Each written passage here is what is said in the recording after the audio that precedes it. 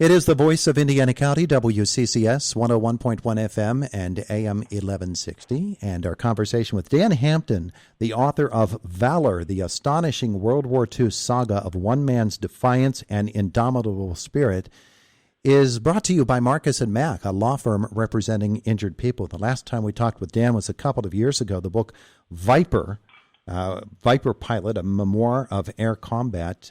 And Dan, you've done it again. This is an amazing story. Good morning. Well, good morning, Todd, and thanks for the invitation to talk to you again. Well, it's a wonderful book, and my problem is I don't want to give away too much because you had me.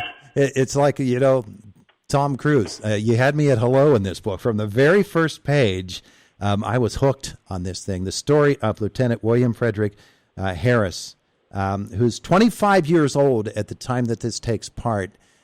And his story is just amazing because of the travails that he suffered during the Pacific War. And that's what the book is about. But like I said, Dan, I'm afraid I give away too much. So stop me when I do, okay?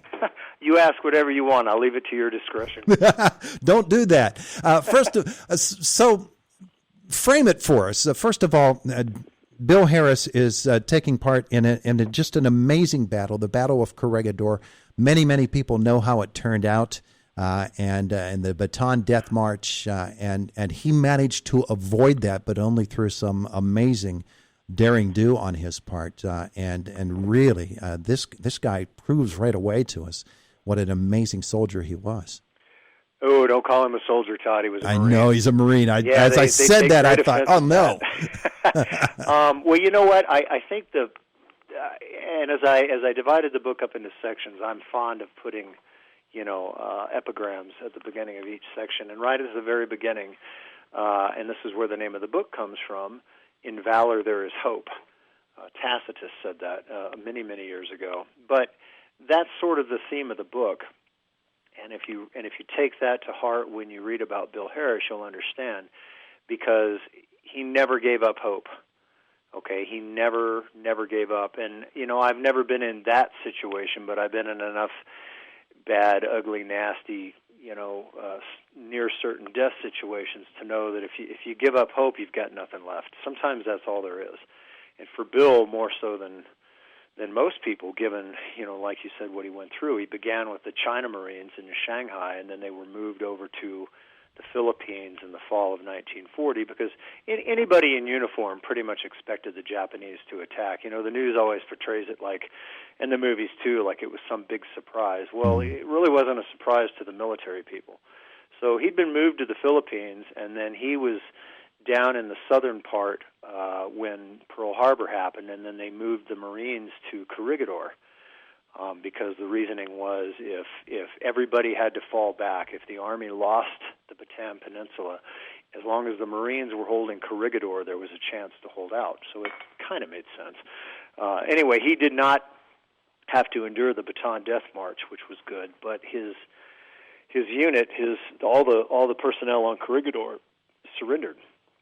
And so he went along with it temporarily because he really didn't know what else to do. I mean, and that's sort of a conundrum, right? I mean, if you're ordered to surrender, is that a legal order? Do you surrender or do you go on fighting? A lot of guys didn't. A lot of guys immediately swam off Corregidor and tried to get to the mainland.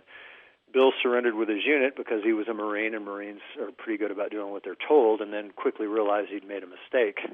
And that's when he jumped off Corregidor and continued his odyssey.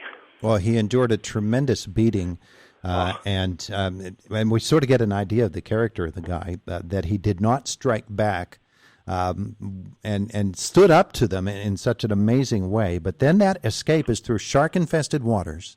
And he and another gentleman who actually ends up in his post-war life becoming the governor of Indiana, I believe it was, correct? Ed Whitcomb, governor of Indiana, that's right. Yeah, they swim together in the middle of the night in their attempt to escape, and they do, and they end up in the jungles in the Philippines, and the story begins there, and I'm rooting for him page by page to make it all the way back. His goal is to make it back to the U.S. military and continue the fight. And the stories are just fascinating with how this guy endured so much and never backed down, even from some of his own fellow military members whom he met on his journeys. Yeah, and that's the real danger in situations where everything falls apart. The real danger is the other people. You never really know how other people are going to react to that, and that definitely comes out in this story. He tried to get to China, and that didn't work, and then he had to wait for the weather, and then he went south towards Australia, and you know what happens there. I'm not going to give it away. Mm. I was really fortunate in that his daughter, Katie, who is the little baby on the cover of the book that he's holding, had a 1,500-page manuscript that he put together. Oh, wow. Yeah, it's a writer's dream. I mean, I think it was catharsis for him. He was just trying to get it all out. And men of that generation, men anyway, mostly don't, reveal a whole lot about their thoughts. And so he didn't really talk to anybody about it, but he wrote it all down. And I don't know what his plan was with it. Maybe he was going to try to publish it eventually. Maybe it was just therapy. But before he departed for his next war, he mailed it back to his wife, and she kept it. And that's how it got passed down to me eventually. And it was just amazing to read it. I found myself not doing any writing some days. I was just reading his manuscript. It's truly an amazing story. Bill Harris, of course, we find out very early in the book, comes from a military family, and not just a military family, but a Marine general who is a big part of the story of who he is as a man and where his character came from, because that's not something that you just have. Maybe some people do, but this is something that you become. And he became a man of such tremendous toughness and an American spirit, and really he became a Marine. I guess that's probably the best way to describe the man that Bill Harris became. Yeah, that's a good way to put it. And I felt some empathy for him because although most of my relatives went on and did other things, they have all been military officers at one point in their career. And I think Band of Brothers and the Pacific were all wonderful stories, but I was really happy that this was the story of a young officer because that's somebody that I could particularly identify with. You're right. He came from a very distinguished family. He was a Naval Academy graduate, and I really wanted people to grasp that, this isn't somebody that was drafted and forced to fight. This was a guy that he could have done anything. He could have been anything, and yet he, like millions of other young men, chose to do this. And, you hear a lot these days about, how bad and how self-centered the current generation or generations are. And maybe there's some truth in that, but I tend to believe, and I hope people get that out of this book, that the American spirit hasn't really changed fundamentally. And if we had to do it again, we would, and we would produce people like Bill Harris and Ed Whitcomb that would see us through. I don't think it's gone. I think it's still there, and I hope people get that out of this book. We find such amazing stories and amazing characters who betray, characters who are more than loyal, and they come from all sides in this particular book. Dan, where did you come across the story, and what made you want to write it? That's interesting. I always go down rabbit holes, much to my editor's dismay when I'm writing books. I'll find something that's interesting, and I'll spend a whole day going down some rabbit trail. And when I was researching Vengeance, which came out in 2020, about the Yamamoto mission, incidentally, you'd probably like that one too. I had to do a lot of work on Guadalcanal because that's where they took off from. Mm-hmm. Well, I ran across Field Harris because he was a Marine pilot, and I remember reading a note under his name, that he was the father of Lieutenant William Harris, and I thought, well, that's always interesting. The father-son combinations, are always kind of interesting and sort of fighting in the same wars. And so I got into Bill Harris, took some notes, and then promptly forgot about him, while I finished that current book. And then after it was over, I thought, that's really a striking story. The more I dug into it, and I found out what eventually happened to him. One thing led to another, which led to a book proposal and me doing Valor, and I'm very glad I did. Oh, man. Boy, did you. The writing is fantastic. The tension that builds through the jungles of the Philippines, just amazing. And it also fascinates me how guys like Bill Harris and people of his generation were so adaptable to situations. And I think particularly of out on the open sea, trying to wend his way through Japanese military or naval vessels and avoid capture, and just the way that he went about it. The Filipino people that he met along the way, some of them stellar, some of them less than. And you put it all together in this amazing book, and we're so blessed by it. The book is called Valor, the Astonishing World War II Saga of One Man's Defiance and Indomitable Spirit, and certainly Bill Harris was that.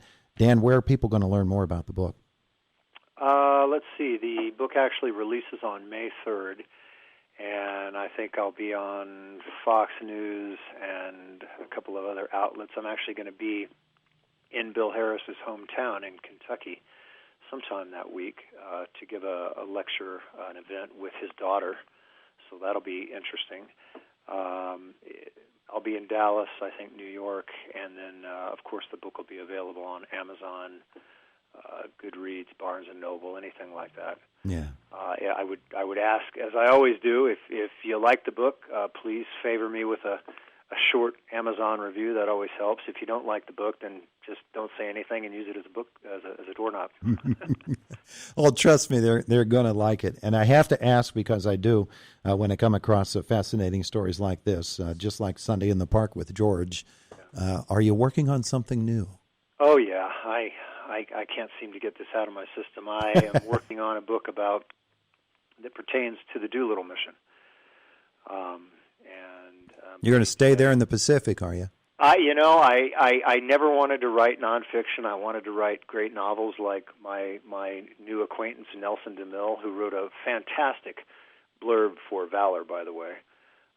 So did Adam Makos. I wanted to write fiction like he does, but I just got stuck in nonfiction, and now I'm kind of stuck in the Pacific, which is very interesting to me, much more interesting than I thought, because I've learned so much that I didn't know. You know. In your days as a fighter pilot, were you ever in that neighborhood? No, I was always a European and a Middle Eastern guy. I was never stationed in the Pacific. I went out to the Pacific a few years ago as a diver and the pilot expert on an A&E show looking for Amelia Earhart.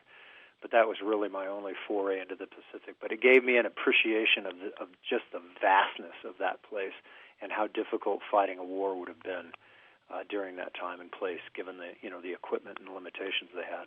Absolutely. Dan Hampton, the book is called Valor, the Astonishing World War II Saga of One Man's Defiance and Indomitable Spirit. Dan, thanks so much for visiting with us. No, my pleasure. Thanks. Anytime you wish, I'll always come back. Beautiful, beautiful. Have a great day today. Thanks. Today. Thanks. Today.